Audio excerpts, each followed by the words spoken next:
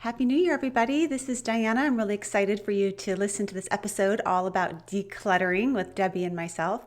And I just want to remind you that I have a workshop coming up at Yoga Soup in Santa Barbara on psychological flexibility. It's Sunday, February 17th from 1 to 3:30. So go on to yogasoup.com and check it out.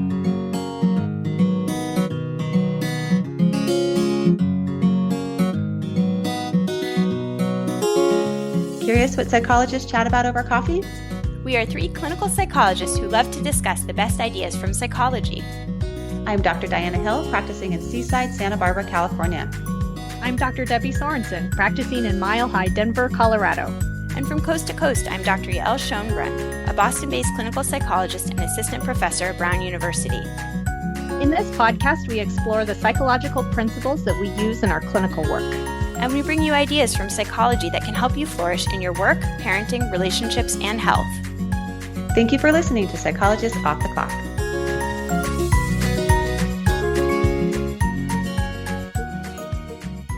It's a brand new year. Happy New Year, everyone. One thing that's perpetually on my to-do list is to simplify my life and to clear out some of the clutter in my house. I do occasionally go through these little tidying bursts where I get rid of some stuff, but I really never seem to get much real progress on this. And I know I'm not the only one. I once gave a talk on behavior change at my workplace, and the most common issue that people who were listening to my talk wanted to work on was decluttering certain zones of their house where clutter had accumulated. So I think it's a fairly common experience. Diana, we both got a jump start this year on our resolutions to simplify our spaces, because in order to prep this episode, we both started doing some work on this and just reflecting and reading about it and trying to come up with some strategies for clearing out the clutter in the new year. Yeah, I think that this actually started for me almost a full year ago when we had the fires. And I talked about this in the post-traumatic growth episode, where we had to really narrow our lives down to what we could fit on our coffee table and what our kids could fit into 2 small shoe boxes. And that was a real wake-up call for all of us about all the stuff that we've accumulated that didn't really matter, and the few things that were important to us. And the most thing that was important thing to us was obviously our family and us being together and being safe. It became more relevant again for us this summer, where we traveled to a 1-room cabin from the early 1800s way up in Colorado. And it was so nice and peaceful just to have this really simple cabin space where there wasn't a whole lot in it, and just being able to spend time together. And I think the combination of those two things motivated us as a family to slow things down a bit. We started listening to the Slow Your Home podcast, which we really enjoy, and starting to almost take a bit more of a minimalist approach and lifestyle. Although we're not fully there, I do like some of the principles around minimalism. Well, I'm inspired by your efforts toward minimalism, Diana. For me, it's not quite what I'm aiming for. I think I'm aiming for more of a middle ground between where I am now and minimalism. It just doesn't feel like me. I think I feel really at home surrounded by books and kids' artwork and that kind of thing. But that said, I would really like to simplify so that I'm headed in the direction of minimalism, so that my life is less consumed by managing all the stuff in my house. So today we're going to talk about some strategies to help all of you manage your stuff. And we're going to draw from behavioral psychology and habit formation. There's a lot of psychological processes that underline our patterns of both creating clutter and our psychological factors that are involved in our resistance to clearing our spaces. We're not going to tackle hoarding disorder in this episode because it's more severe and it has more of a complex and nuanced psychological treatment approach. The strategies we're going to talk about more apply to most of us that struggle with clutter and too much stuff in general.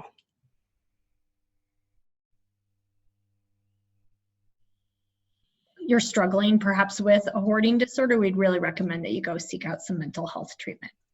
So we live in a world of materialism, and actually the fact that we even need to declutter is in a way a privilege. We just, as a modern society, have too much stuff, too many material possessions.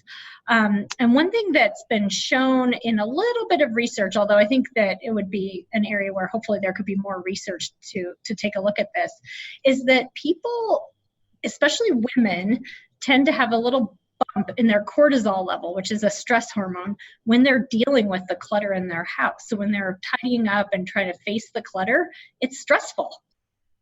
That makes sense, because I feel that when I'm like addressing a big, rat's nest of clothes or kids' toys, I can feel the stress in my body physiologically. Absolutely, It feels overwhelming. It feels very unpleasant. And Diana, just quickly, what are some of the areas that you struggle the most with clutter in your own house? Well, my problem is one of those sort of out of sight, out of mind issues, so that if you were to walk into my home, you'd think it was fairly tidy. But if you were to open any cupboard or closet, things might fall on your head. So I have problems with closets and drawers. And I remember when I was interviewing for my PhD program for a graduate school, the director of the school, one of the interview questions was, if I were to walk into your closet, what would I see? And I was terrified, because he was thinking that was sort of a bit of a reflection of the chaos in your mind. And I think that is sort of the case for me, especially when I'm feeling chaotic and disorganized internally. My spaces behind closed doors get a little bit chaotic. So don't come open any cupboards until I'm done with this project. I need to know, did you fess up to that in the interview? You know what? I think I circled around it a bit and made it sound okay. Yeah. That's an interesting interview question. Yeah. What about for you, Debbie? I think the two areas that I find the most difficult, piles of paper. I have all these paper piles and memorabilia and kids' artwork and kids' schoolwork and mail that just kind of piles up, and I have a really hard time tackling it. And then books. I have so many books and I have a really hard time parting with them. Honestly, I get a little emotionally attached, so it's hard.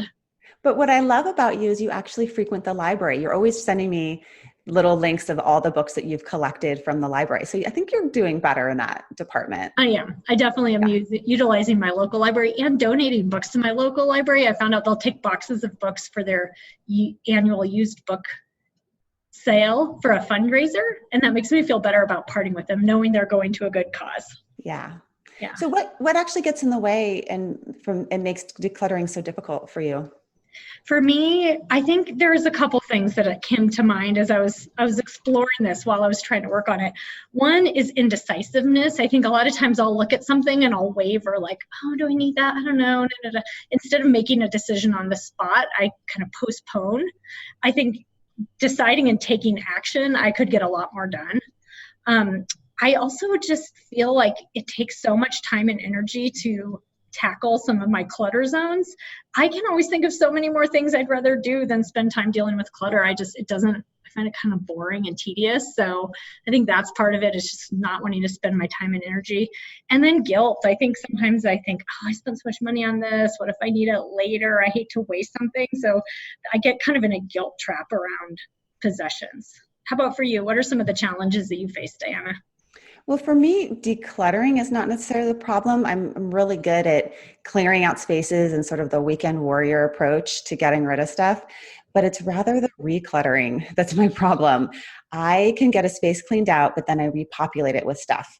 I don't keep up the habit of keeping organized. And so that's actually something that we're going to be talking a lot about in today's episode, of how to not only get rid of stuff, but then maintain the habit once you've created some space for yourself.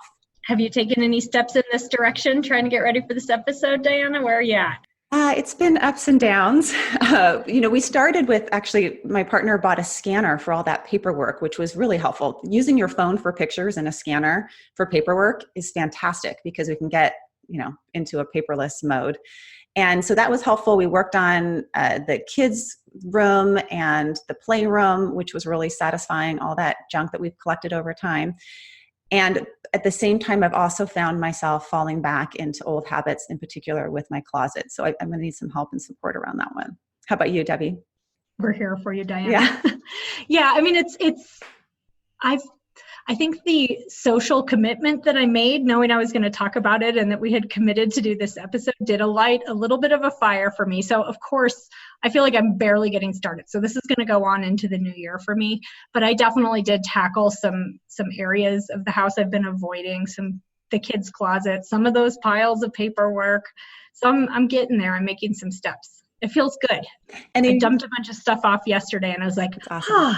Yeah, you sent me that picture. That was awesome of your piles. Yeah. And you use the word avoiding, which I think is important because there is an emotional sort of process of having to face some difficult emotions when you're diving into some of these areas. And you may even think about areas of your house that there's sort of like a dark quality of, I don't want to go in there. And so we'll talk a little bit, some strategies with that as well. Absolutely. We all know it's hard to tackle some of these things. Behavior change is hard. So that will be a great segue into our suggestions.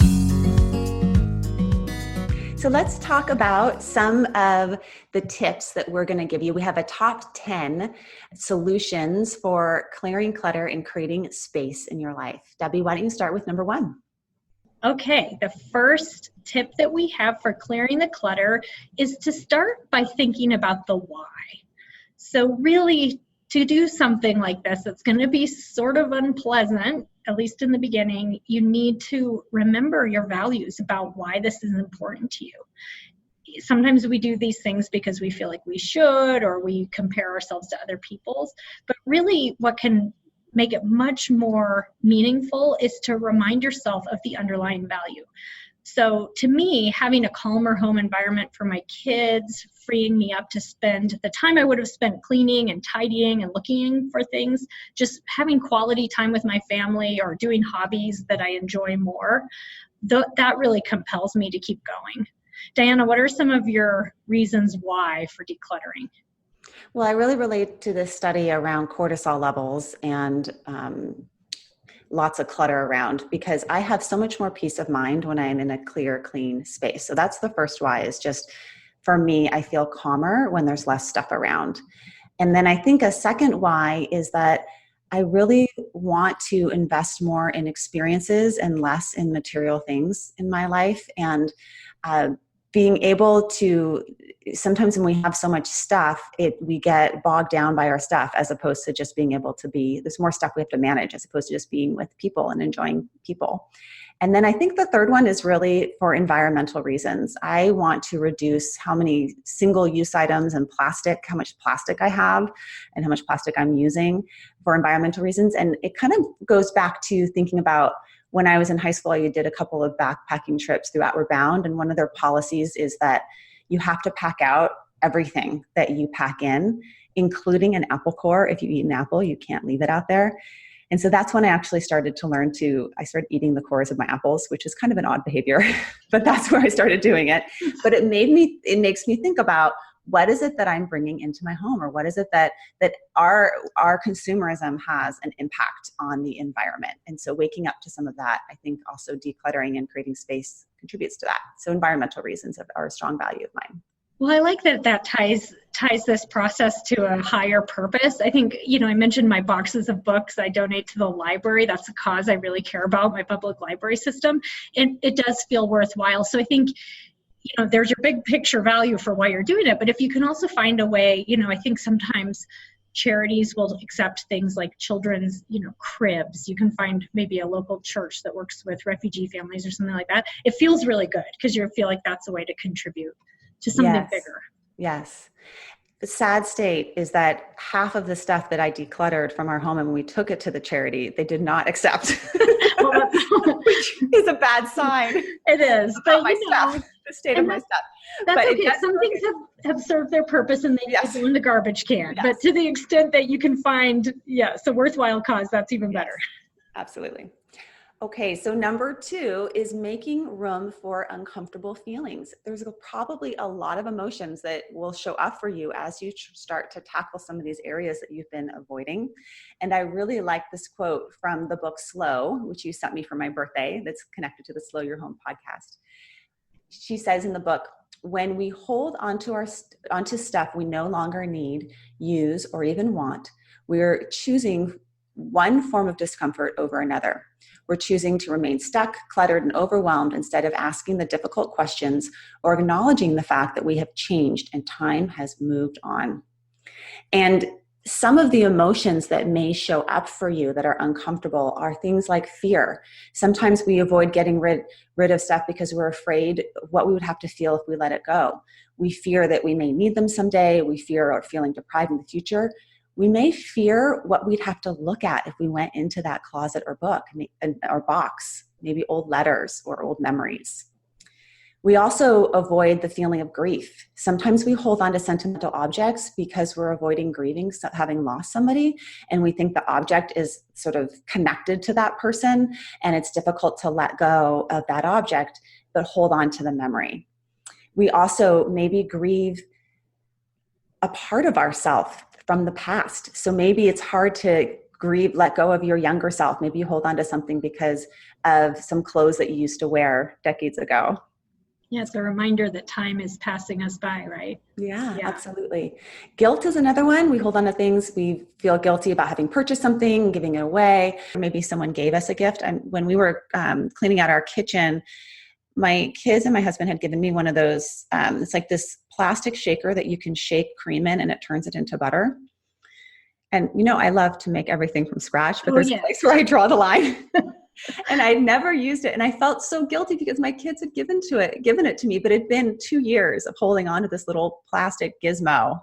And I had to face that feeling of guilt and just say, I haven't used this, and give it away. And then finally, overwhelm. I know that's one that you've talked about, Debbie, of just feeling overwhelmed in tackling stuff. It is. I do one little piece and I look around and I think, oh, how am I going to do all this? Something that's actually kind of helpful, I think, that came from Marie Kondo's book. Do you know that book, Diana? The life-changing magic of tidying up?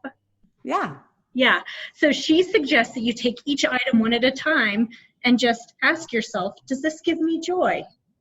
So I think that we could do that. Does this give me joy? And then the flip side of that, or more the sort of ACT approach, is what is the feeling that I'm avoiding facing in letting go of this item? And am I willing to feel that feeling? Am I willing to move into and allow that feeling to show up? I want to do a quick side note on the KonMari method from that book. That's what they call it, KonMari.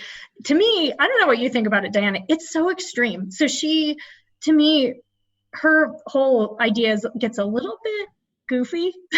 Well, I heard she takes it down to take everything out of your purse every single day when you get home, every single thing out of your purse. You can't keep any appliances on your kitchen counter, even your coffee maker. So you have to always be putting it in and out from a cupboard.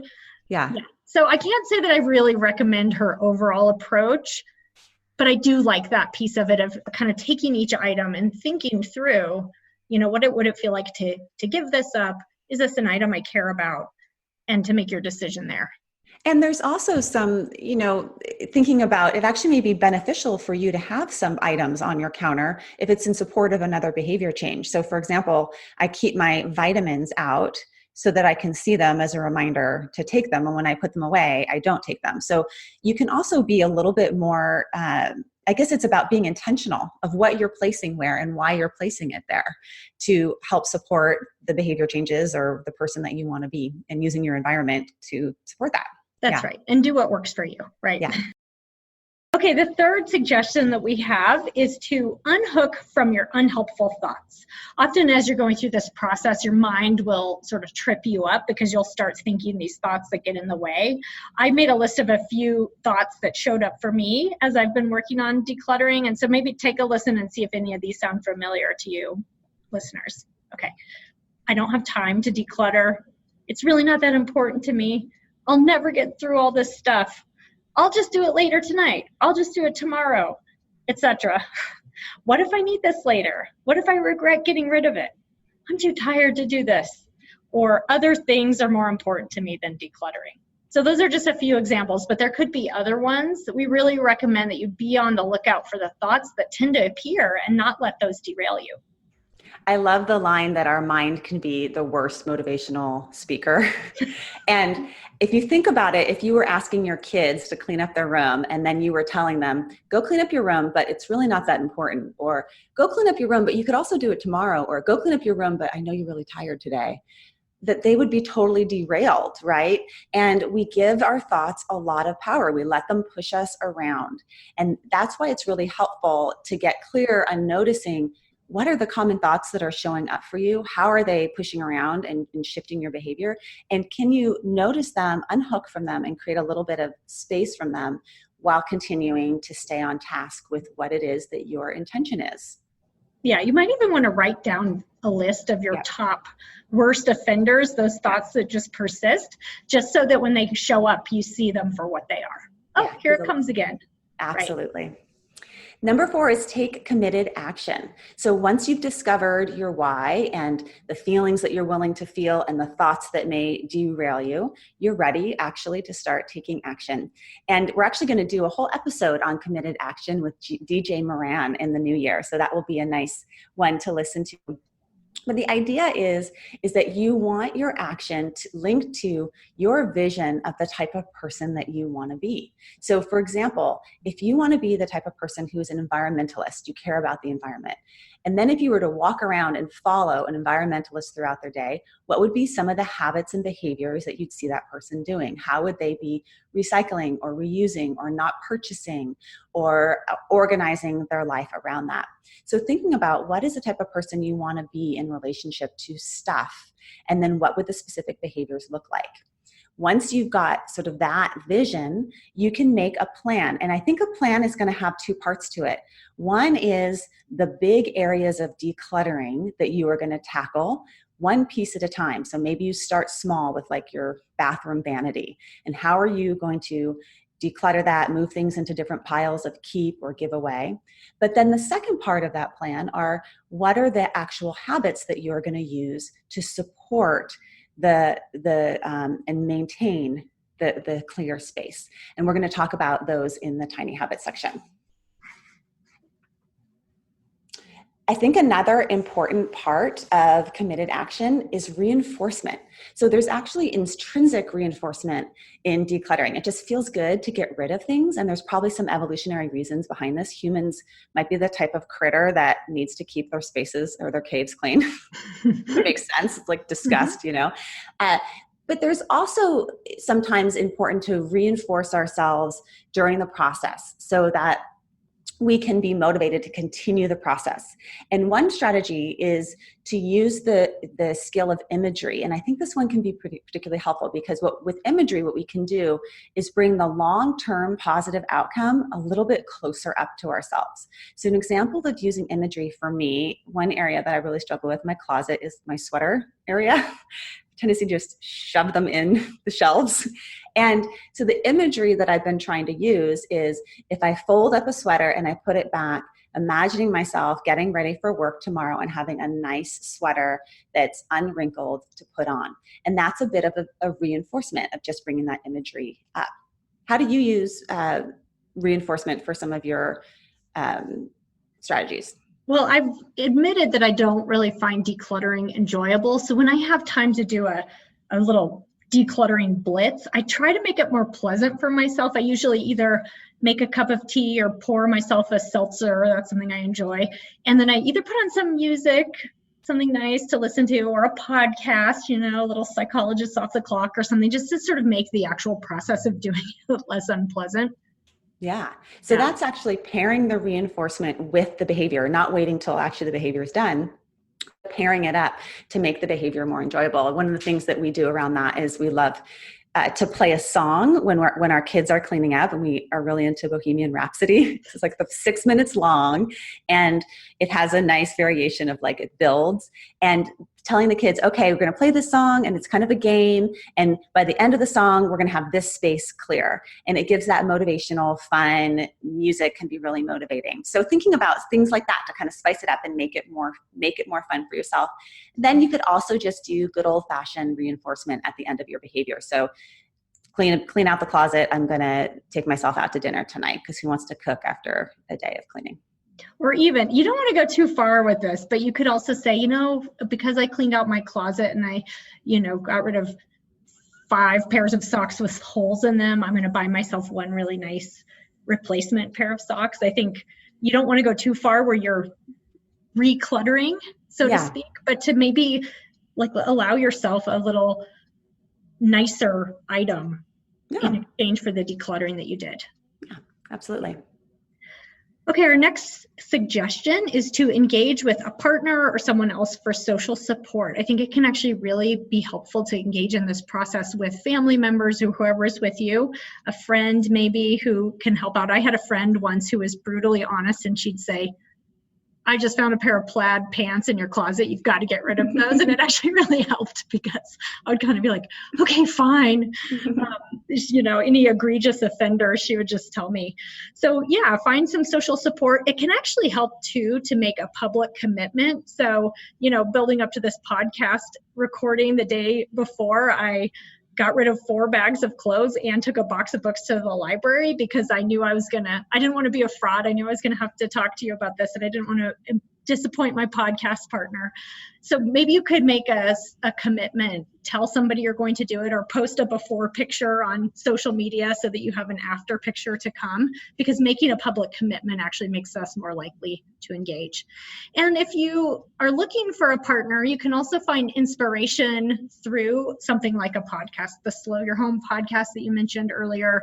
There's some great books that can be your companion to give you inspiration. We're going to post some links to some of those on our show notes for today's episode. Yes. Okay, and number 6 is tiny habits that I had mentioned. So tiny habits actually comes from the BJ Fogg, a professor at Stanford, and we did a whole episode on habit formation, and so go back and listen to that one because it's a fun one to listen to. But the idea behind tiny habits is that your clutter, the state of your house, is the sum of your daily habits. And James Clear, who wrote the book Atomic Habits, says that the results in our lives are lagging measure of our habits. So what I mean by that is the result of your health is a lagging measure of your daily patterns around how you've eaten, how you've moved your body, how you exposed yourself to toxins. The result of your relationships are a lagging measure of what you've put into your relationships and how you've worked on them. And the same is true for the state of our homes. And what James Clear also talks about is how habits are actually designed as a means to automate solutions to our daily problems. So every day, our mind is out there it's a problem-solving machine, trying to solve problems. And it comes up with quick solutions that are easy solutions to the problem. So for example, you're coming home from work, you have your work clothes on, and you're going to change into your yoga pants. Now you have a problem of what to do with your work clothes. And so your mind most likely has already automated for you without you thinking about it, most likely, or putting a lot of thought into it, either some solution of throw your work clothes on the chair or throw them on the floor or put them in the laundry, or maybe hang something up that hasn't been gotten dirty. Now, what we want to do is slow down that process enough so that we have more choice around the solution and automate a new solution, a new habit that aligns with your values and with what you want your life to look like. And so I want to do a little example of this with you, Debbie. Okay. I want you to think about an area of your life, your home or office, that is particularly cluttered.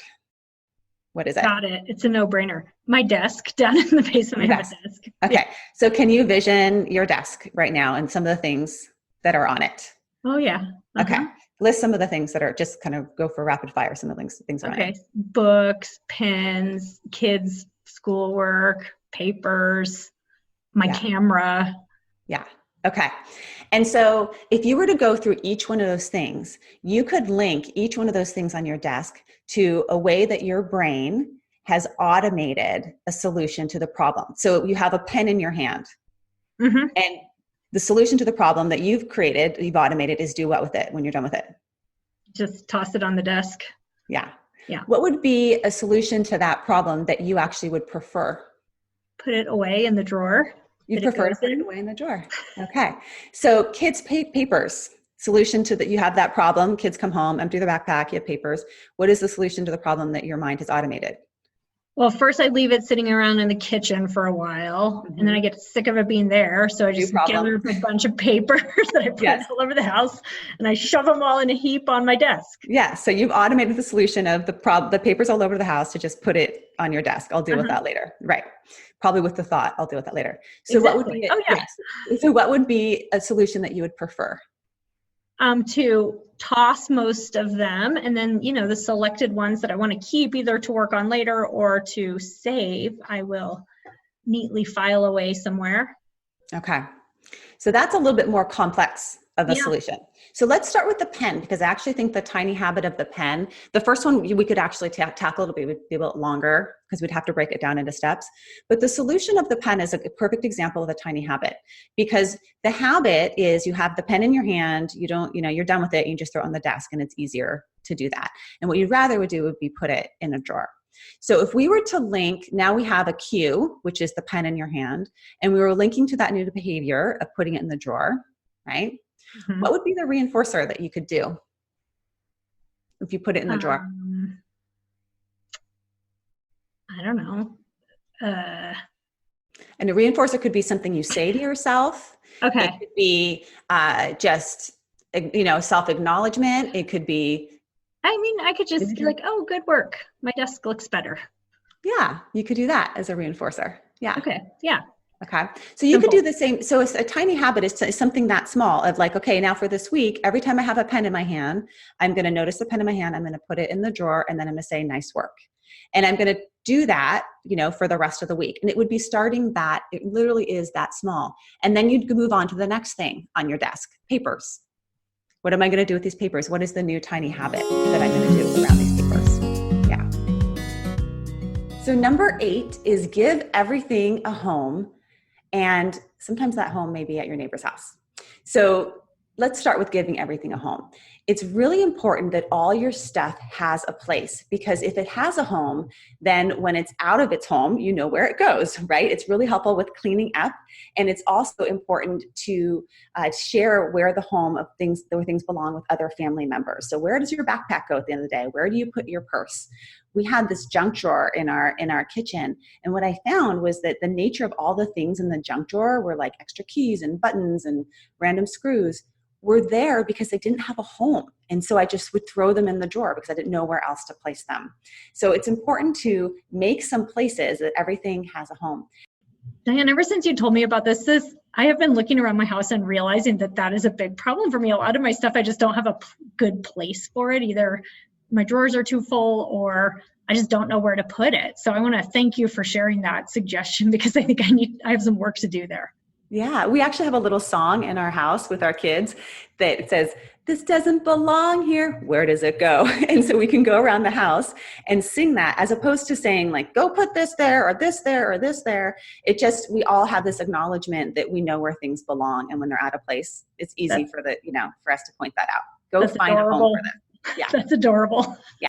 So the second part of that is the home may be at your neighbor's. And what I mean by that is sharing and borrowing things that that other people have. So for example, my mom has this beautiful glass water container that has a little spout thing that you can turn the nozzle of when you have a party and fill it up with water. So I don't have to own one of those things that takes up a lot of space, because I know I can borrow from her just a few times a year that I need it. Or my neighbor has, muffin pans that I borrow. That we can share things rather than all of us having to own everything. And this also decreases materialism. So think about some things that maybe you'd want to go in sharing with other people that you only use, every so often. It also increases your neighborhood bond. I just borrowed an onion from my neighbor, and it's nice. It's like, hey, yeah. I'm out of onions, and instead of going to the store, I'll just go say hello to my neighbor. Right. And that makes a lot more sense, that we should have more of a community in that way. Absolutely. Okay, our next suggestion, pause before you purchase. This concept of recluttering is just going to keep happening if you keep buying more stuff and spending more money on material goods. So I have a true confession here, which is that I'm a total sucker for gift shops at museums and national parks and that kind of thing. And what ends up happening, a lot of times I buy little trinkets, little things, especially for my kids. They always beg me for these little, tiny toys and doohickeys. And they just end up cluttering everything up, and then I have to declutter them later. Diana, do you do this too? Yes, I have this problem, but now that I have the image of where is its home, when I buy that stuff, I think about where is its home going to be, and do I really want that to have a home in my home? It's going to be on some surface that I don't want to have to look at. So that's actually helped me a bit with that. There's no home here. There's no home for this. Right. If you take a look at the behavior of buying things, often we do it because it's going to give us a little momentary burst of joy or happiness. But we know something about the human mind and happiness, which is that it sort of habituates. So we know that people who have major life events, even something big like winning the lottery or getting a traumatic spinal cord injury will, after a couple of years, return back to their baseline level of happiness. And so with something small like buying a little trinket at a gift shop, that's going to be even faster. So even after a couple of minutes, 5 minutes, half an hour, something like that, we're going to go back to our baseline level of happiness. It just does not last. We're much better off investing in the experience itself and just really being happy right there, enjoying the moment, and investing in positive experiences for the future. So don't look at purchasing as the way that's going to keep you happy. Instead, just think about how this buying will impact you in the long term. Use your frontal lobe to think about, is this consistent with my values? Is this something I'm really going to want 5 years from now? And if not, maybe you could just consider not buying it. Leave it there, enjoy the experience, and don't bring it home. Absolutely. Okay, so number 10 is prepare for lapses, and that lapses don't mean relapses. So when they're looking at models of change, lapses are actually built into De Clemente's model of change. And a way that we can prepare is that acknowledging that this is a process, not an outcome. So this part of the process is just continuing to make shifts and adjustments in the same way that when a plane flies from New York to California, it doesn't completely stay on course. It's going to make adjustments along the way. And so are you. There's going to be times where there's holidays or stressful times at work where you will go back to your old automated habits. And notice when you've strayed, and it's about noticing when you've strayed. Before you've strayed so far, it's really hard to come back. So noticing those small shifts out of alignment and then readjusting back again, that you can pick up these strategies at any point over and over and over again. Yeah, I think it's helpful to look at it as a process that will continue and to just keep at it. So our top 10 strategies to help you clear some space in your life for the new year, just to kind of go back over them one more time, are number 1, thinking about the why. Number 2, making room for uncomfortable feelings. Number 3, unhooking from your thoughts. Number 4, taking committed action in alignment with your values. Number 5, engaging with a partner or someone for social support. Number 6, thinking about tiny habits and creating tiny habits in your life. Number 7, avoid willpower depletion. Number 8, give everything home. Might be at your neighbor's house. Number 9, pause before you purchase. And number 10, prepare for lapses. We hope these strategies are helpful to everyone. Good luck with your simplifying and decluttering and slowing down.